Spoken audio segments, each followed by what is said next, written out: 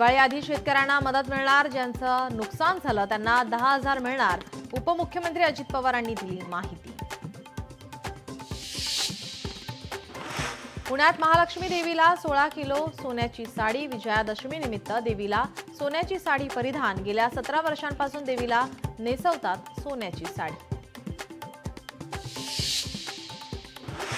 साताऱ्यात सलग 2 दिवस भूकंपाचे धक्के, रात्रीच्या वेळेस भूकंप, नागरिकांमध्ये भीतीचं वातावरण। 2.2 रिश्टर स्केल इतकी भूकंपाची तीव्रता।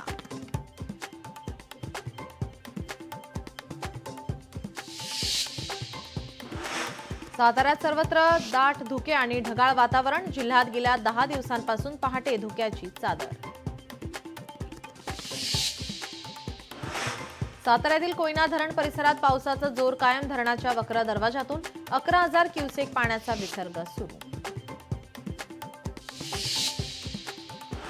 सोलापूर जिल्ह्यात यावर्षी पावसाचा मोठा तडाखा, तब्बल 4 लाख हेक्टरवर पिकांचं नुकसान।